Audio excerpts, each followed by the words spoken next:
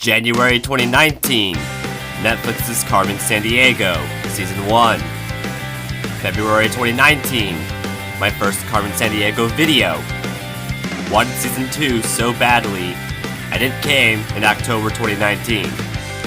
Now it's November 2019, meaning I must talk about the series again. My first Carmen Sandiego video is the best video for me to do this newish series that I call the Breakdown series. I'm looking at the questions I asked a while ago and see if Season 2 has answered my questions.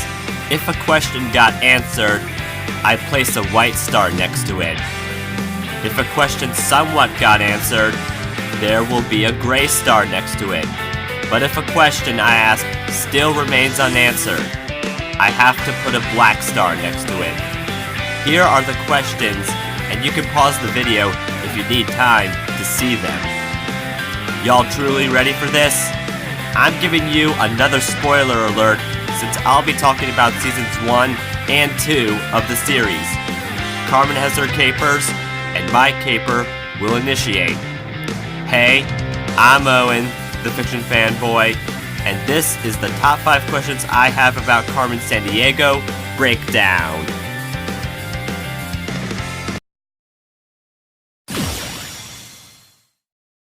What happens the next time Carmen listens to opera music?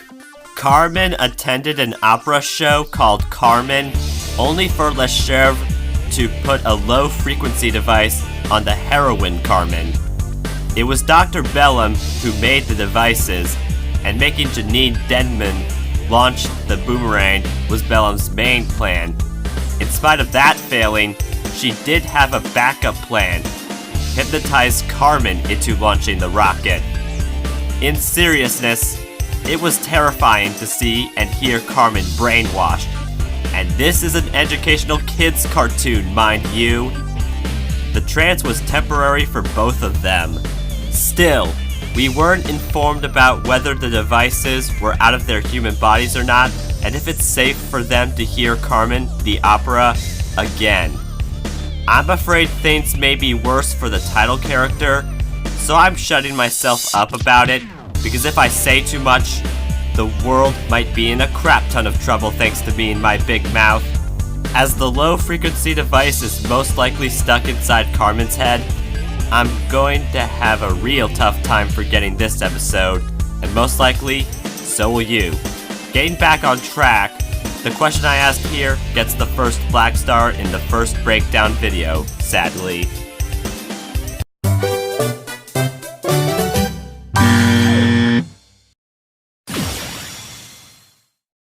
What happened to Crackle? Before the awful opera-related thing that happened to Carmen, she got to see Crackle after not seeing him since she defeated him. Unfortunately, he goes by his real name, Graham, and doesn't remember Vile or Carmen. Before his memory was wiped, he tried to capture Carmen in the 2-part pilot. As a consequence for failing his task, a device was placed on his head, making me think that when he went back on screen, he lost his memory. I almost completely contradicted that belief when I saw a look-alike device placed on Chase Deveneaux's head.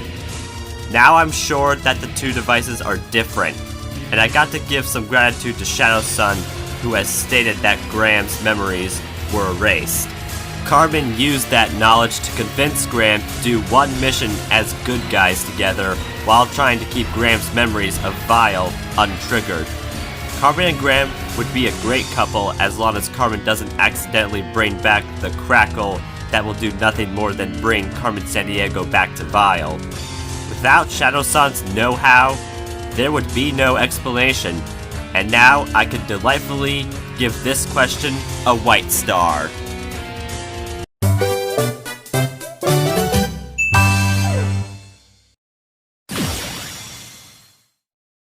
How did Player get his name? Here's a question I was just plain interested in having answered. I now understand that Player indeed does have parents and that they're still alive, though we have not seen them or seen Player be anywhere in his real life besides his room. I brought up this question because Player, which is a nice name by the way, sounds more like a nickname or a code name than a birth name. So I would just quit and say that this one is a definite black starer. But this isn't over yet. For those that watched the original top 5, you may recall hearing me say that a flashback episode about how Zack and Ivy met would be great. And we did get that episode about Carmen meeting Zack and Ivy at a donut heist. Normally, I see flashback episodes as filler content, but instead of being a filler content episode, it's an episode that filled in the breach between Carmen's goodbye to Vile and Zack and Ivy's first on-screen appearance. To a degree, a small question within a big question got answered, implying that I should probably give the main question a gray star. I think I could do that. My breakdown video, my rules.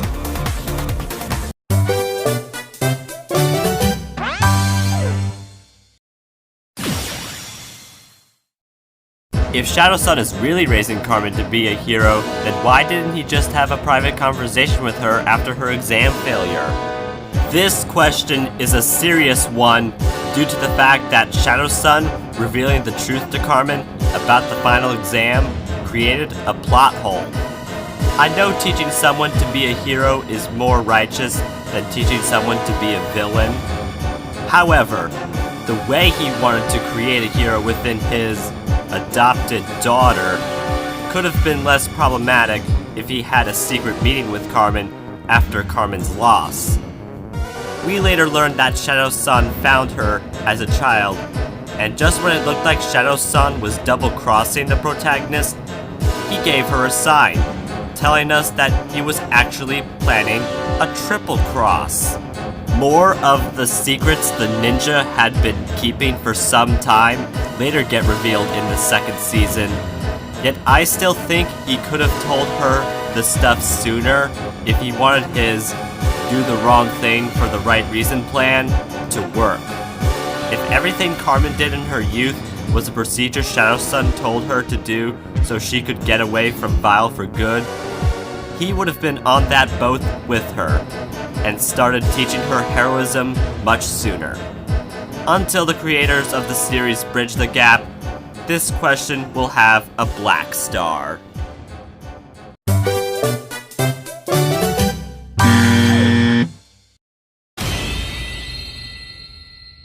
When in the world will Carmen Sandiego return?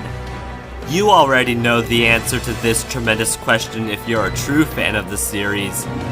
Nevertheless, I'm not going to end this video right here, right now. I desperately wanted a response to this single question for one reason, being that the time Netflix takes to make new seasons of cartoons range from a few months to about 2 years, and the other reason being that we only had 9 episodes to watch when the show began streaming on Netflix. After doing some math, I found out it took between 217 and 256 days to make Season 2 of the series, which has 10 episodes. Netflix ordered a total of 20 episodes for this series. If we do more math, 20 episodes minus 19 episodes already published equals 1 episode. Netflix still has 1 unreleased episode remaining. Season 2 ended with Carmen finding out that the now Chief of Acme shot Carmen's birth father, making Carmen want to find her birth mother, and Acme rehires Devino to hunt down Carmen.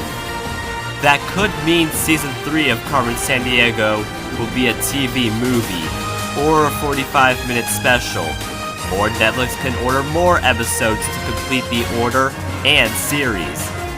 And no, I don't think it'll be the live-action movie, even though the voice actress for Carmen, Gina Rodriguez, will portray the live-action version of the character. I'm also thinking that Acme has a secret acronym like Vile did. If valuable imports, lavish exports is really Villains International League of Evil, agency to classify and monitor evildoers, could really be something like authority capable of motivating evildoers. My most critical question got answered in the nick of time, meaning my final question will receive a white star.